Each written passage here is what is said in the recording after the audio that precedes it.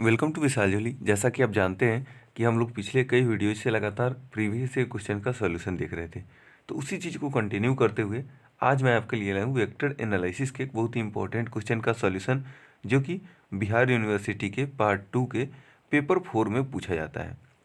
सबसे पहले ये क्वेश्चन बहुत ज़्यादा इंपॉर्टेंट इसलिए भी है क्योंकि पिछले 5 सालों में लगातार 2 या 3 बार पूछा जा चुका है, तो हो सकता है आपके टाइम में भी पूछा जाए, क्योंकि आप जानते हैं बिहार यूनिवर्सिटी में क्वेश्चन रिपीट होते रहता है। चलिए हम लोग देखते हैं क्वेश्चन। क्वेश्चन दिया हुआ है, so that the necessary and sufficient condition that the 3 non parallel and non zero vectors to be coplanar is. दिया हुआ है कि हमें शो करना है कि अगर 3 वेक्टर हो, तीनों नॉन पैरेलल हो और नॉन जीरो वेक्टर हो, तो अगर उसको कोप्लेनर शो करना है तो हमें ये कंडीशन सेटिस्फाई करवाना होगा। यानी कि हमें यहाँ पे देखिए नेसेसरी कंडीशन और सफिशिएंट कंडीशन दोनों देना है। जैसे भी आपको नेसेसरी और सफिशिएंट कंडीशन शो करना होगा ना, तो एक बात आप ध्यान रखिएगा, मैं यहाँ पे जो भी आपको बता रहा हूँ उसको आप समझिएगा कैसे हम लोग नेसेसरी कंडीशन शो करते हैं, कैसे सफिशिएंट कंडीशन, मतलब दोनों को एक एक करके शो करना होता है। और इस क्वेश्चन को लास्ट तक बनाते बनाते आपको खुद समझ में आ जाएगा कि नेसेसरी कंडीशन क्या होता है, सफिशिएंट कंडीशन क्या होता है, कैसे हम लोग शो करते हैं। चलिए देखते हैं। यहाँ से सॉल्यूशन स्टार्ट होता है। सबसे पहले नेसेसरी कंडीशन मान लेते हैं, let vector A, vector B and vector C be the 3 non zero and non parallel but coplanar vectors. मान लेते हैं कि 3 वेक्टर दिए हुए हैं, वेक्टर ए, वेक्टर बी और वेक्टर सी, जो कि क्या है, नॉन पैरेलल है और कोप्लेनर वेक्टर है। देखिए हम लोग इसलिए इसको मान के चल रहे हैं क्योंकि हमें क्वेश्चन में ऐसा ही दिया हुआ था कि नॉन पैरेलल है, नॉन जीरो है और कोप्लेनर है, तो उसी चीज़ को हम लोग कंटिन्यू यहाँ पे कर रहे हैं। अब देखिए हम लोग देख रहे हैं कि यहाँ पे नॉन जीरो वेक्टर तो है, लेकिन यहाँ पे नॉन पैरेलल भी है। नॉन पैरेलल है मतलब एक दूसरे के पैरेलल नहीं है, और कोप्लेनर मतलब एक ही प्लेन में लाई कर रहा है, मतलब यहाँ पे अगर एक वेक्टर होगा, दूसरा वेक्टर यहाँ पे होगा, तीसरा वेक्टर यहाँ पे होगा, तो अगर एक ही प्लेन में लाई कर रहे हैं तो इसका मतलब देखिए हमने पिछले वीडियो में जो देखा था, जो स्केलर प्रोडक्ट जिससे हर साल क्वेश्चन पूछा जाता है, वो हमने देखा था। उसमें मैंने आपको बताया था कि जब पैरेललोपाइप्ट कब बनता है, जब कोई भी वेक्टर एक वेक्टर दूसरे वेक्टर कम से कम परपेंडिकुलर होता है। वो चीज़ मैंने आपको उसमें बताया था, नहीं देखा है तो आप वो वीडियो भी देख सकते हैं, नीचे उसका डिस्क्रिप्शन में लिंक मिल जाएगा, या फिर आप प्लेलिस्ट में जाइएगा, वहाँ पे देख लीजिएगा प्रीवियस ईयर क्वेश्चन के सॉल्यूशन में पेपर 4 का सॉल्यूशन, शायद वीडियो 2 ही होगा, 1 या 2 वीडियो होगा।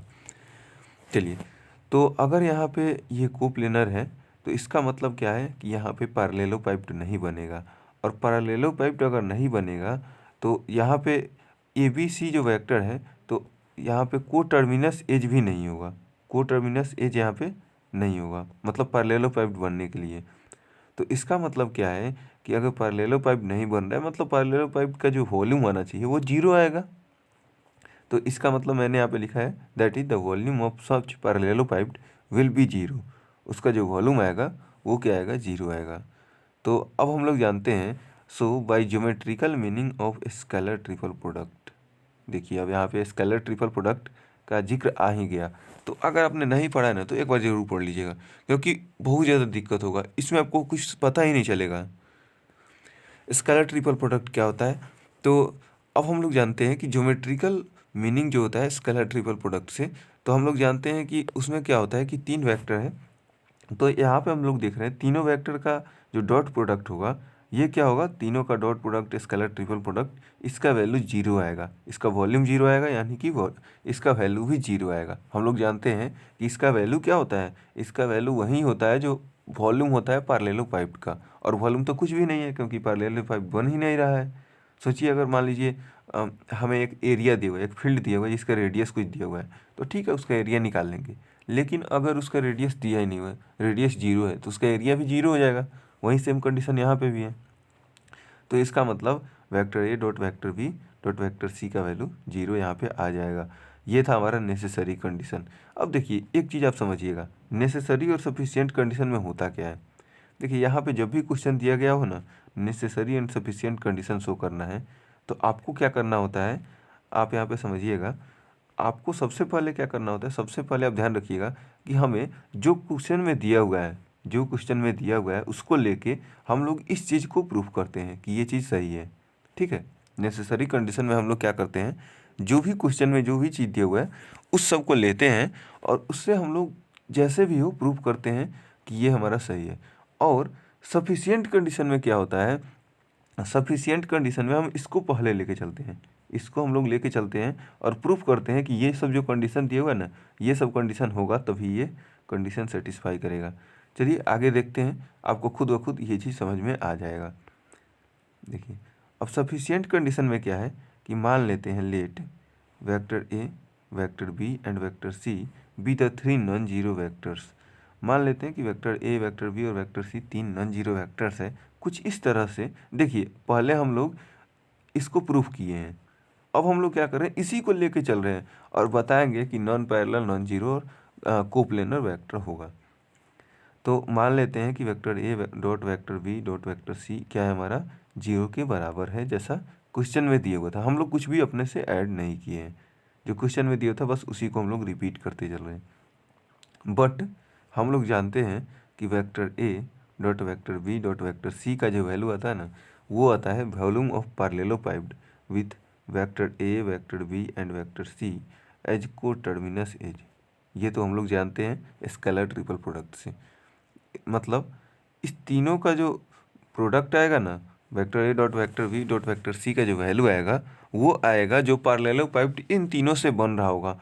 इन तीनों को ज्वाइन करने से जो पैरेललोपाइप्ड बन रहा होगा, कुछ इस तरह का जो पैरेललोपाइप्ड हम लोग बना रहे थे, उसका क्या आएगा, उसका वॉल्यूम आएगा।